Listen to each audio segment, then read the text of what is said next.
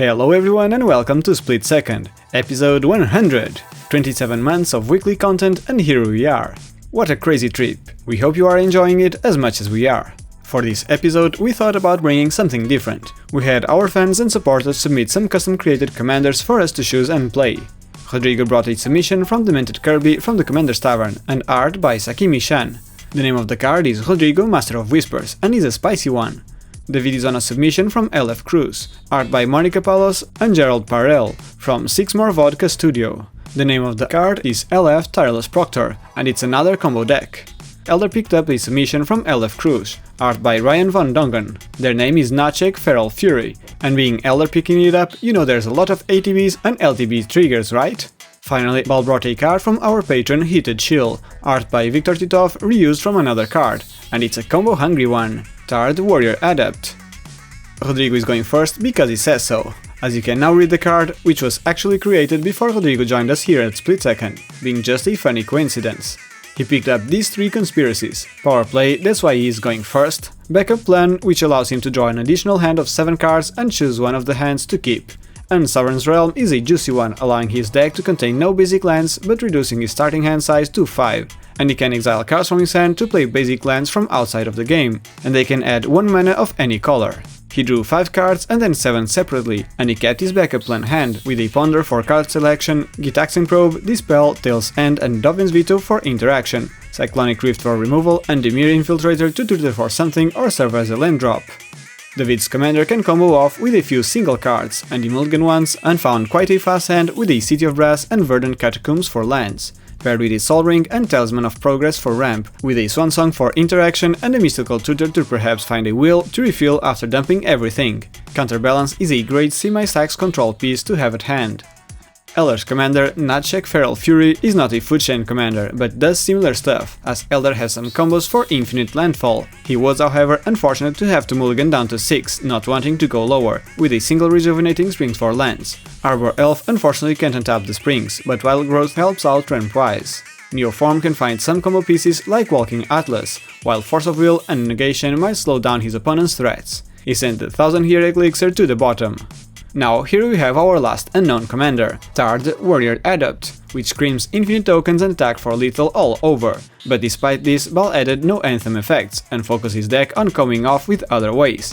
He mulliganed once and kept an Overgrown Tomb and Urborg Tomb of Yawgmoth, which is not great combined with Hélder's commander. Mana Vault and Finnorn Elves for ramp, Worldly Tutor can find a Soul Sister or Ranger Captain of use for further protection along the way. Opposition Agent needs no introduction and Assassin's Trophy is good removal. Ready for this match? Rodrigo starts the game with a Gitaxian Probe right away towards Baal, as everyone fears his deck to be the strongest. He sees the cards, draws and then exiles Dimir Infiltrator to play a basic land from outside of the game, a Plains, which he taps for blue due to Sovereign's Realm, to cast a Mystic Remora he just drew. He passes and David just got slowed a lot from his artifact start. He plays a Verdant Catacombs and cracks it for an Underground Sea, passing the turn afterwards, not wanting to feed the Remora. Hélder plays a Rejuvenating Springs and casts a Wild Growth on it, triggering Remora and unable to pay, as he cannot stay further behind on mana. Baal plays an untapped Overgrown Tomb, paying 2 life, and casts a Finnorn Elves, finishing his turn. Rodrigo untaps and pays for the Remora's trigger. He exiles a Necropotence to play another Plains from outside of the game and casts a Ponder, reordering the top 3 and drawing before casting a Mox Opal and passing the turn. David plays a City of Brass and casts his Counterbalance, triggering Remora and is unable to pay. It resolves, completely changing the pace of the game. Hélder fails to draw another land, so he casts his Arbor Elves, triggering Counterbalance. David reveals the card and it's a Senses Divining Top. Not only does it counter the dark, but makes the table fear that a legacy match is incoming. Baal double checks his Naczyk Swording and then plays a Yavimaya Cradle of Growth, keeping Urborg for later. He casts Destiny Spinner and passes the turn. Rodrigo is okay with the draw go so far, so he pays for the Remora. He exiles a Jin-Gitaxias Core Ogre to play another Plains, hinting at having some reanimation packages in his deck, but finishes his turn. David untaps and goes for his Senses Divining Top, triggering Remora and unable to pay. Hélder then responds with a Force of Negation on the top, pitching a Prodigal Sorcerer, triggering Remora and Counterbalance, and David reveals a Misty Rainforest. However, David responds with a Swan Song on the Fawn, triggering Remora, and Baal responds with a Worldly Tutor, triggering Remora as well and unable to pay. However, Rodrigo responds with a Dispel on the Worldly Tutor, The stack goes around and Hélder fires his Force of Will, pitching his Neoform, triggering Remora and not paying. Rodrigo drew a bunch of cards and now it's Hélder's turn. He top decks and casts a Phantasmal Image, which enters as a copy of Inner Elves, since he's in desperate need for mana. Baal gets to his turn and plays Urborg, Tomb of Yawgmoth, turning everyone's mana base into Bayous in addition to their other types. He attacks Rodrigo and passes the turn. Rodrigo finally lets the fish go. He casts a Preordain, scrying one to the bottom and one on top, which he draws. He profanely exiles a Trickbind to play a Plains? Ugh, how dare he! He then casts a Talisman of Hierarchy before going to cleanup, discarding a bunch of reanimation goodies. David plays a Misty Rainforest and only now he casts his Sol Ring, followed by a Talisman of Progress, and passes the turn. Hélder found some mana. He casts a Crypt full of it, triggering Counterbalance and hoping it's not a land. David reveals an Ad Nauseam, and he has plenty of mana for it, so the table is alarmed. Hélder follows it with a Rhystic Study, triggering Counterbalance, and David thinks for a bit before casting a Mystical Tutor, hoping to find a Mana Value 3 spell to the top. However, Baal responds with his Opposition Agent, triggering Counterbalance, and in response to it, David cracks his Mystery Forest, hoping the new card on top is not Ad Naus. Still in response though, Baal casts a Crop Rotation, sacrificing his Urborg to remove potential from Naczyk, as well as hoping to get a Cradle, but Rodrigo responds with a Mental Misstep. David finishes his fetch, finding a Tundra, and thoroughly shuffles before revealing an Esper Sentinel. Baal then controls David while resolving the Mystical Tutor, and sees quite a good hand. From all the instants and sorceries from his deck, Baal gets a Time Twister to hopefully refill his hand as well as remove Eleshnor from Rodrigo's graveyard. The last Counterbalance resolves and David reveals a Dark Ritual, so Rhystic Study resolves, and Hélder passes. Baal top decks a Carpet of Flowers, which he casts right away, triggering Counterbalance and Rhystic Study, and he doesn't pay for it. David reveals the Dark Ritual, but it does nothing due to the Destiny Spinner. He then goes to combat and attacks David for 5, since they now know he's on Ad Nauseam. Now, in his second main phase, he adds double black from his Carpet of Flowers, and tells David he has a better play other than just Time Twisting, but for that he shouldn't resolve his next Counterbalance trigger. Rodrigo remembers the cards he saw in Baal's hand from the probe, and tells them to David. So as Baal is casting the Mana Vault, he confirms he's about to ask Trophy Rhystic Study, Counterbalance and Rhystic Trigger, and he doesn't pay for it, and David decides not to reveal the card from the Counterbalance, so Mana Vault resolves.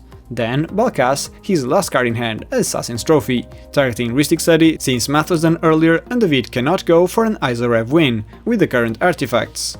Rhystic triggers and Baal doesn't pay, and then Hélder declines the basic land search due to the Oppo.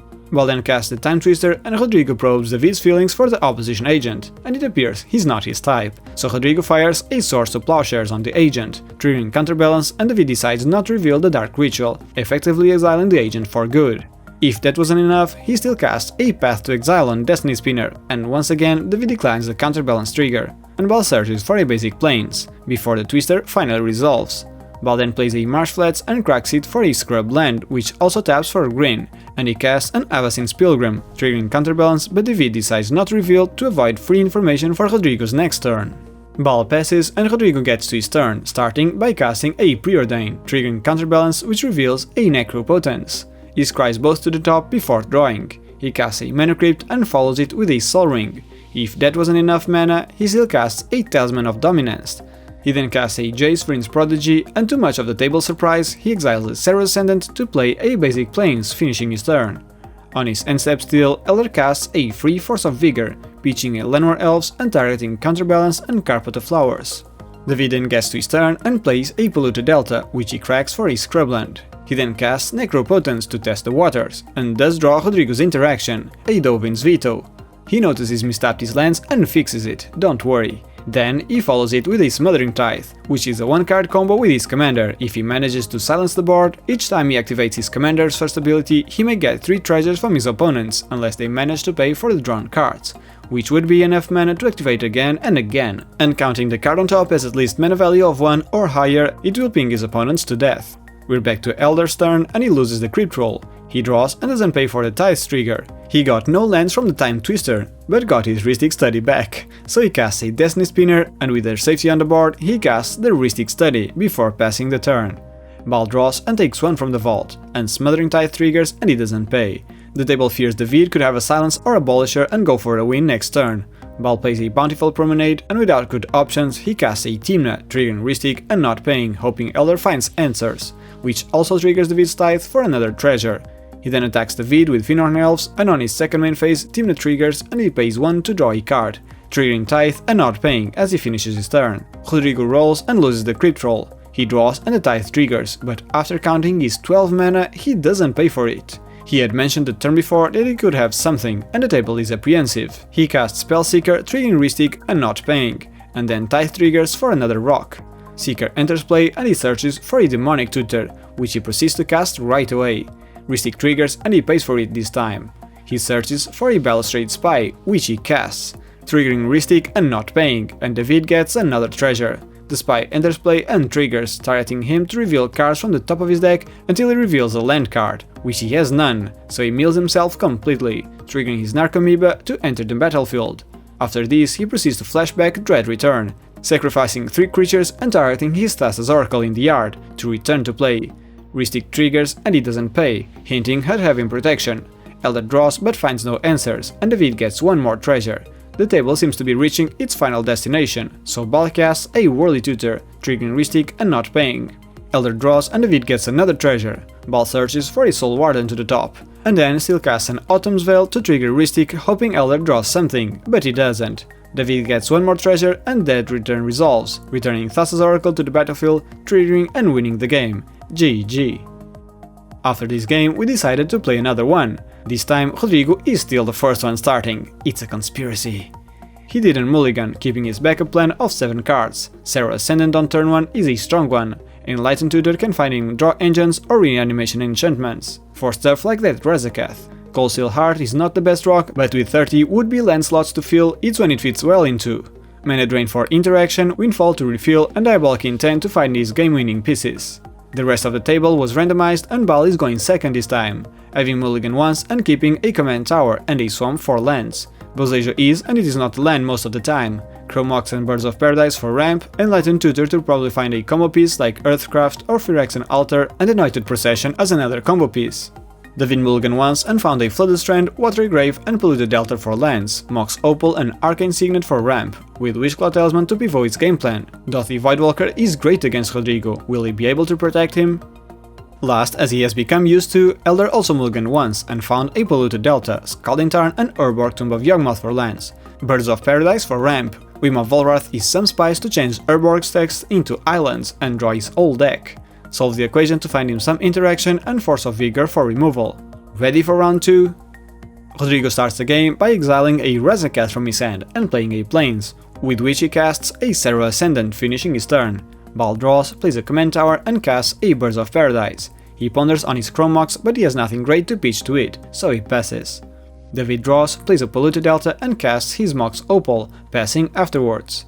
Hélder also plays a Polluted Delta and cracks it for a Tropical Island, with which he casts a Birds of Paradise, finishing the turn. On Rodrigo's upkeep, he casts an Enlightened Tutor, and David responds to it by cracking his Delta for an Underground Sea.